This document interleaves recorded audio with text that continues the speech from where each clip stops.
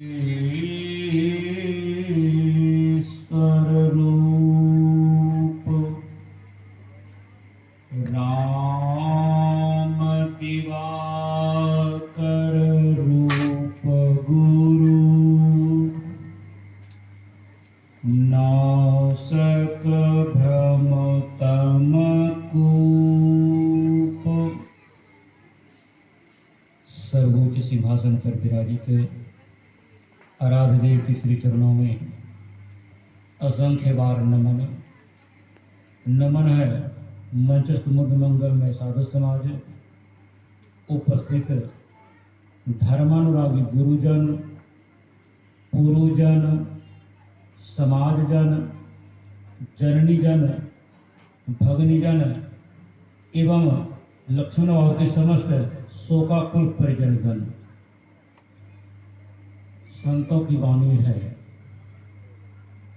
आए हैं सो जाएंगे, राजा रंक फकीर, कोई सिंहासन चढ़ी चढ़े, कोई बंधी जात जंजीर। यह दुनिया को रंग मंच कहा गया है। वेदानंद बाबा के प्रवचन में कभी आपने सुना होगा कि रामलीला करने वाला पार्टी के लोग एक आदमी का विरोध करने वाला था जी, तबीयत खराब हो गई तो शाम के समय में बाजार घूमने के लिए निकला तो एक हलवाई का रूप उनका जो हनुमान जी बंदे थे उनके रूप में मिलता जुलता था।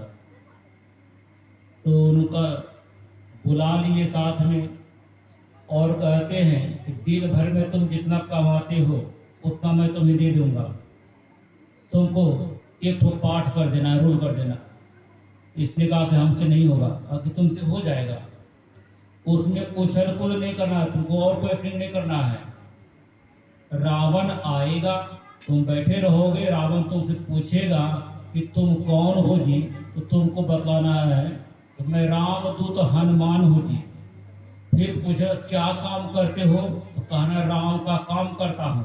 फिर पूछेगा यहाँ क्यों आए हो, तो यही कहना है कि सीता को ले जाने और लंका को डुबाने आए समुद्र में। अरे तुम तुरंत कह देंगे, इसको कहने को देर नहीं लगेगा, बस तुरंत तुमको कह देना है।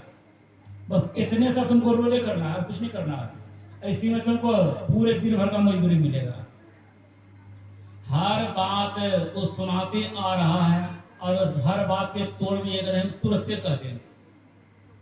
जब उसको पेंटर हाउस में ले जाकर पेंट किया, पोछे बांध दिए, कमर में मुकुट बांधे, गदा दे दिए, मंच पर बैठा दिए और समझा दिए कि रावण आएगा, तुमको पूछेगा तुम कौन हो जी, तो तुमको कहना राम दूत हनुमान हो जी। क्या करते हो, राम का काम करता हूँ, ये तुम्हें कहना है। फिर पूछेगा तब यहाँ क्यों आए हो, तो यही कहना सीता को ले जाने और लंका को समुद्र में डुबाने आया है। आपके पास हमको याद है, तुरंत कह देंगे। तो पर्दा के बगल में रहा डायरेक्टर और एक्टर बना करके मंच पर बैठा दिया। जब जनता को देखा तो अपार जनता था, रावण के रूप को कभी देखा नहीं था। एकदम उल्टी मोछ, आंखें लाल लाल, हाथ में खड़ग और फटकारते डांटते हुए कहते तुम कौन हो जी। तो बेचारा डर गया, डर गया कहते हाँ बाबू हम हलवा है। फिर कहते क्या करते हो जी, बाबू मिठाई बने गए। फिर कहते यहाँ क्यों आए हो, बाबू तो नहीं बोले रहे चलो। अब ये रोल तो ठीक ही क्या नहीं। तो उसको लगा गुस्सा, एक हाथ गर्दन पर दिया, दूसरे हाथ चित्तर पर और उसको फुटबॉल की तरफ उठा लिया और दो फेरा घुमा, उठा करके नीचे फेंक दिया मंच के नीचे। इसके बाद बाबा बताते थे कि यह संसार रंगमंच है, जिनको जो रोल मिला वो रोल को करना चाहिए। अगर भूल गए हैं, सिखलाने वाला संत महात्मा है। तो जब वो सिखाएंगे तो उसके सिखाने पर आप कीजिए, और नहीं तो जमराज रूपी रावण आएगा, पूछेगा तुम कौन हो जी, बता दीजिएगा फल्ला नाम, जो नाम है वो बता दीजिएगा। फिर पूछेंगे क्या करते हो, तो बता दीजिएगा खेती गृहस्थी, दुकानदारी, नौकरी चाकरी। तो क्या करेंगे कि ये उठाएंगे और 84 में पटक देंगे, उबार नहीं होगा। इसलिए जो रंगमंच पर रोल मिला है मानव का, तो मानवता भूलिए नहीं। बाप का, पिता का जो धर्म है उस धर्म से मुकरिए नहीं। मैं देखता हूँ और देखता इसे कि लगभग गांव में जाना पड़ता है, लोग श्रद्धा से बुलाते हैं, तो देखता हूँ बाप को बाप नहीं मानता है, और बेटा भी बाप को बाप ने, और बाप भी पुत्र को पुत्र नहीं मानता है। दोनों में 36 की आंकड़ा चल रहा है। कहीं पर मैंने देखा है दोनों में मुकदमा चल रहा है बाप बेटा में, जबकि उसका संपत्ति तो हो भी करेगा। एक जगह के समाचार बताया कि बेटा का कहना है कि मेरे पत्नी के नाम पर टोटल संपत्ति को लिखिए।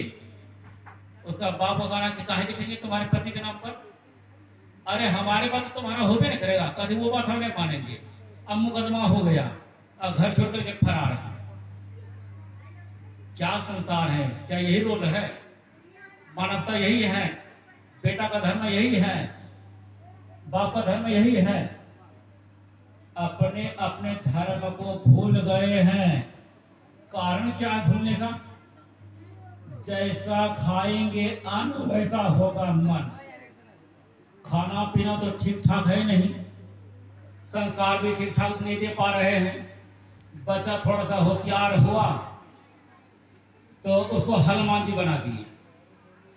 हनुमान जी के संबंध में सुना जाता है कि लंका से क्षण भर में आ गए धौलागिरी पर्वत के पास हिमालय, और अयोध्या होते हुए पर्वत को ठाकुर ले जा रहे थे। तो पर्वत का एक नाम शिखर भी है। अपने बेटे को या पोते को 5 रुपए देते हैं, कहते बेटा ले आओ शिखर। कौन शिखर लाएगा, इसमें कौन बूटी मिलेगा? लक्ष्मण जी लाने वाला, तो हलवानी भी बन गया। शिखर जो लाने के लिए कहा, अब 5 रुपए में कौन शिखर मिलेगा, समझ लीजिए आप। तो इस प्रकार कुसंस्कार पड़ रहा है, तो बाप को बाप नहीं मान रहा है, क्योंकि सिखाया है आपने, तो मानेगा कैसे? जो आपने किया वही आपको मिलेगा। ये कर्म है, ऐसा कर्म बन चुका है। तो सत्संग भजन सुन करके ब्रेक लगा दीजिए। सत्संग और संत महात्मा क्या है? एक प्रकार का बोर्ड है। बोर्ड में लिखा हुआ है सावधान, आगे खतरा है। और अभी के मन चले युवक बाइक पर चलते तो ऐसे लिखा है, क्या होगा, जो भी फट जाएंगे हम लेंगे हम, और पास में कुछ सामान वगैरह रख लेते हैं, जो देखा जाएगा। और जब आगे जाता है तो 1-2 आदमी है थोड़ी दूर, यही आदमी खतरा है, आगे खतरा। क्या करेगा ये आदमी? जब वहां जाते हैं तो देखा आदमी रुका, अब क्या है यहाँ पर? कहते क्या होगा, कुछ नहीं है। अपने से देखा तो पुल टूटा हुआ, अब जाएगा बेचारा कैसे? अब उसी रास्ते से लौट गया। जब लौटते तो उसी बोर्ड के इस पार में लिखा हुआ था कि अब विश्वास हुआ ना। पहले लिखा था इस पार में सावधान, आगे खतरा है, नहीं बात माना। जब लौटा तो दूसरे पार्ट में लिखा हुआ था कि अब विश्वास हुआ ना। तो संत महात्मा सत्संग एक बोर्ड है, सावधान कर रहा है। अगर सावधान हो जाएंगे तो कर्म मंडल से आप ऊपर उठ जाएंगे, आपको कर्म का लेप नहीं लगेगा, कर्म आपको छू नहीं पाएगा। यदि सुन करके रह गए कुछ नहीं के ध्यान भजन, तो कर्म आपको भोगना पड़ेगा। ऐसे अवतारी महापुरुष भगवान राम, भगवान कृष्ण, उनको तो भोगना पड़ा। वे भी जंगल में दर दर भटक रहे थे पत्नी के वियोग में, क्योंकि नारद बाबा को बिहा करने से मना कर दिया था और डायरेक्ट नहीं कहा था, राजनीति करके रूप दे दिया अपना, अब मुख दे दिया बंदरवा का। भला बंदरवा और मुख से कोई बिहा करेगा हो? अरे लड़का हो तो बढ़िया सुंदर हो तब ना शादी ब्याह करेगा। वो कर्म किया था और रामावतार में दर दर भटकना पड़ा, जंगल में भटकना पड़ा पत्नी की वियोग में भगवान राम को, क्योंकि कर्म किया था भगवान राम ने, तो उनको कर्म का फल भोगना पड़ा। तो हम लोग कितने बड़े हैं, कम से कम टावर इतना बड़ा होंगे जरूर, कुछ भी बड़े नहीं, वही 3.5 हाथ का है।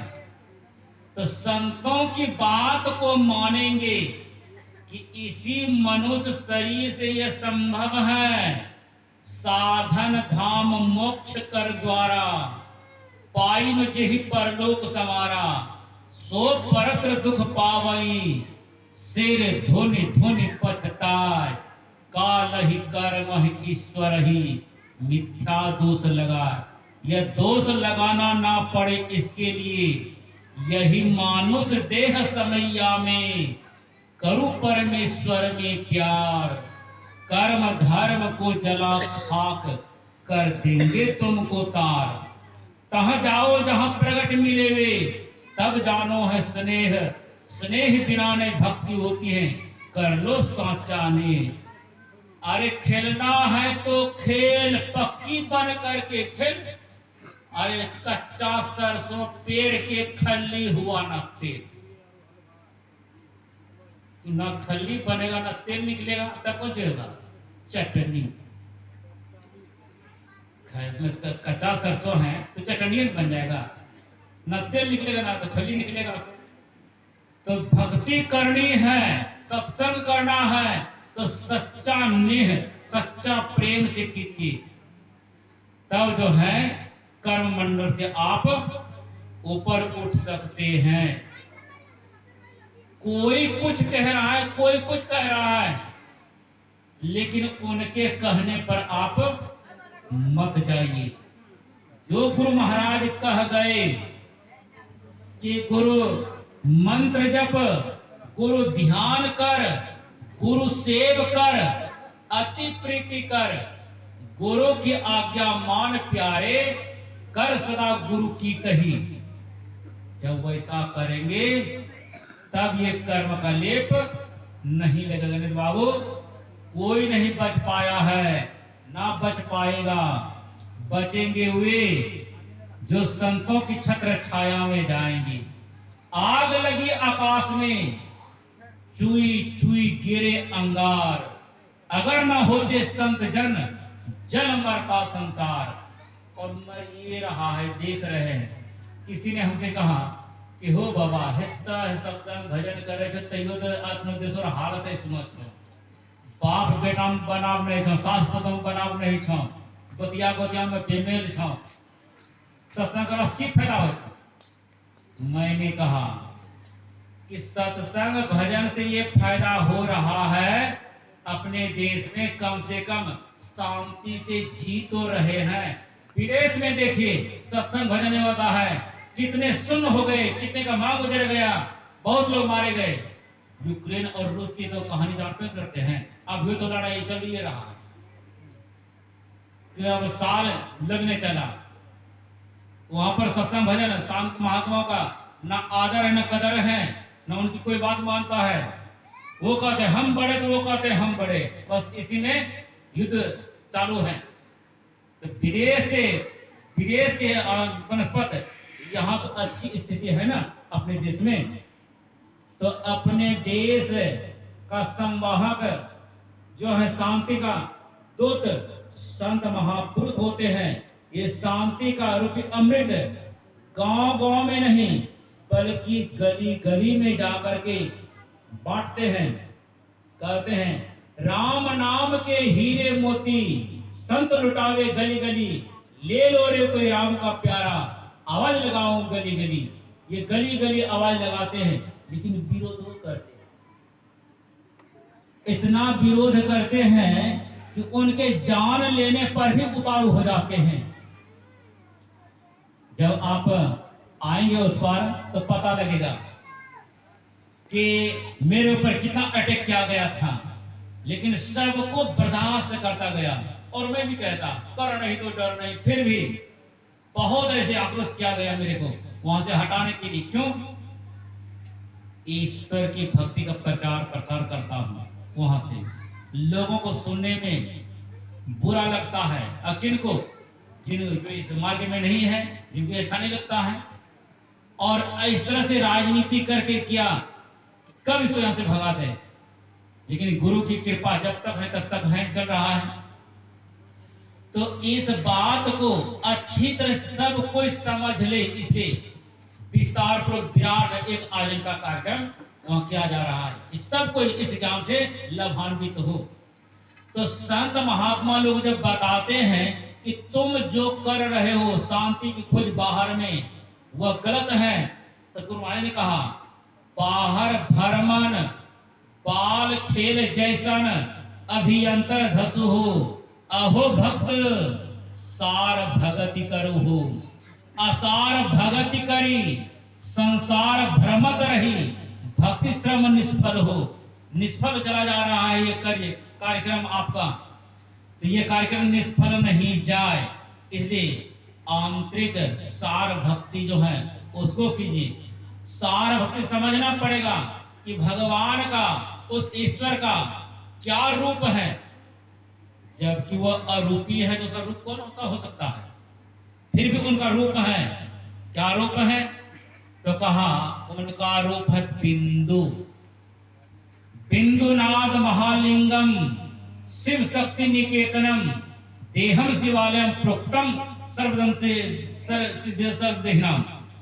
तो बिंदु और नाद यह परमात्मा का असली स्वरूप है। भगवान शिव के भी संबंध में कहा जाता है कि कर्पूर गौरम कर्णावतारम संसार सारम भुजंगहारम।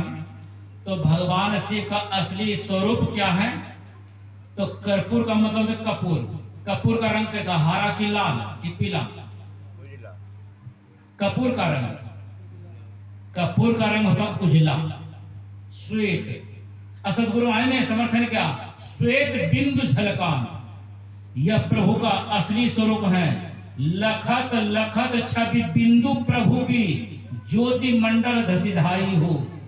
ध्यानाभ्यास करो सद सद ही चातक दृष्टि बनाई हो। इस सृष्टि में सबसे पहले भगवान शिव ने ही ये ध्यान मार्ग को अपनाया और ध्यान करके संसार को दिखलाया। लेकिन उनका भक्त ध्यान करते ही नहीं, मंत्र पढ़ दे ध्यान हो गया। पूजा पाठ के कर्म में कहते ध्यान करो, बस मंत्र पढ़े ध्यान हो गया, फिर दूसरा कार्य शुरू। तो वही वहां पर ध्यान वाला कोई सवाल नहीं। अपना खाओ पियो ऐश करो, कर्जा लेकर घी पियो। भक्ति क्या होता है इस बात को नहीं समझ रहे हैं। और जब नहीं समझ रहे हैं तो सच्चा नेह नहीं हो रहा है, और जो वे कर्म कर रहे हैं उस कर्म को भोगना पड़ रहा है। बड़े बड़े तीर्थों में जब आप जाएंगे देखेंगे लुल्हा को, लंगड़ा को, काना को, चरकवाहा को, सब कुछ देखेंगे। क्या है वो सब? कर्म उसको मिल रहा है, कर्म से वो वंचित नहीं है। जबकि देवस्थान में है, तीर्थ भूमि में है, फिर भी उनका हालत ऐसा है। तो वहां रहकर अगर वैसा स्थिति उनका ऐसा हालत है, मेरा अपना आत्मविश्वास है यदि सही माने में संतों की वाणी को मानकर ध्यान साधना करेंगे, वास्तव में तप करेंगे, तो तप के ही तो बल से विधाता सृष्टि कर रहे हैं ब्रह्मा जी, और तप के ही बल से विष्णु पालन कर रहे हैं, और तप के ही बल से शिव संहार कर रहे हैं। अगर हम आप तप करेंगे तो क्या ये कर्म का क्षय नहीं हो सकता है? गुरु भाई ने कहा ना, जला करके खा कर भी किसको? जो कर्म कर चुके हैं। लेकिन जिस दिन से कर्म, ये सत्संग भजन ध्यान करते उस दिन से अकर्म करना बिल्कुल छोड़ना पड़ेगा, गलत कर्म बिल्कुल छोड़ना पड़ेगा। जब छोड़ देंगे तो आपका लगन लग जाएगा, और जब लगन लग जाएगा तो कर्म धर्म को जला खाक कर देंगे, तुमको तारक आपको उद्धार कर देंगे, आप उद्धार हो जाएंगे। और उद्धार सब कोई चाहते हैं। अगर कोई मन में सोचे कि पाप कर्म भी करो और ध्यान भी करो, क्योंकि कर्म धर्म को जलाकर खाके कर देंगे। विश्वास कीजिए, पाप कर्म को करेंगे और ध्यान करेंगे तो एक कदम भी ध्यान के मार्ग पर आप नहीं चल पाएंगे। ध्यान बनेगा ही नहीं, कितना हो प्रयास करके नहीं बनेगा। ध्यान बनाना है तो गलत कर्म को सफाई छोड़िए। गलत कर्म कैसे कैसे होता है? मनसा वाचा कर्मणा, मन से भी होता है, तन से भी होता है, वचन से भी होता है। किसी एक गांव में एक महात्मा रह रहे थे और महात्मा कोई काम हम करते नहीं, कोई रोजगार भी करते नहीं, सत्संग करते और जब भूख लगती तो किसी घर में जाते और मांग करके ले आता। तो जब वो अपने कुटी पर से निकलते तो एक बुढ़िया थी। अब बुढ़िया तो जहर की पुड़िया होते वो भी करता है, सभी बुढ़िया नहीं, कोई कोई, ये सबकी बात नहीं कह रहा, तो कोई कोई होते जहर की पुड़िया, क्योंकि वो बुढ़िया है। तो उस बुढ़िया का घर पड़ता था और जब बाबा जी जाते कहते माई कुछ मिल जाए तो वो देते थे। कुछ जानते हैं, गालियां, अपशब्द, ऐसा कर्म वो करती थी। तो जब वो नहीं देती तो पूरा नहीं मानते थे, आगे गांव घर में जाते कुछ मिल जाता वैसे वो लौट जाते।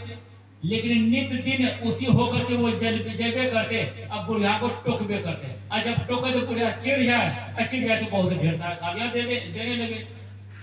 तो इस प्रकार होते होते एक दिन बुढ़िया के मन में पाप आ गया।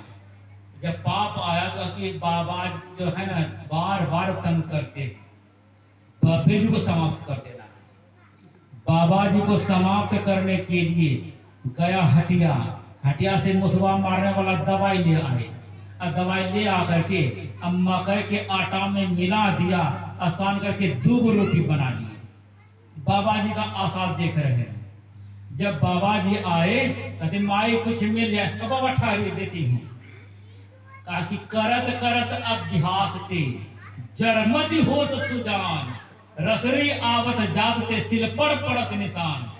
रोज के रोज माई को कहते कहते आज प्रभाव पड़िए गया, आज दे रही है, ठहर गए। और जब वह घर से निकली ना, मोटी मोटी 2 रोटी, ताकि माई जैसा आप किया आप बने रहिए, आदम आशीर्वाद दीजिए, आप बने रहिए, जैसा आपने किया आपको ही मिलेगा। क्योंकि संत महात्मा को दिया हुआ जो भी कुछ आप कर रहे हैं वो आपके जमा हो रहा है, फजूल में नहीं जा रहा है। क्योंकि आपका अन्न खा करके वह ध्यान भजन कर रहा है, उससे जो पुण्य होगा उस पुण्य का हकदार बनेंगे आप, मतलब देने वाले। तो माई आप जो दिए तो 2 दिन का दे दिए, अब इत्मीनान से ध्यान भजन करेंगे। तो संजोग ऐसा हुआ कि उन्हीं का पोता बाहर में काम कर रहे थे, वो भोररिए उतरा था गाड़ी से और पैदले आ रहा था, ताकि उस वक्त गाड़ी नहीं मिलेगा यहाँ आने के लिए। तो रास्ते में बाबा जी का कुटी तो था ही, बाबा जी के अब वहां आते आते 4:30 के लगभग बज गया। अब भूख से व्याकुल हैं, कहते हो बाबा कुछ है खाने के लिए तो दीजिए हमको, लगता है प्राण निकल जाएगा। कहते हाँ बच्चा बैठो बैठो तुमको देते हैं।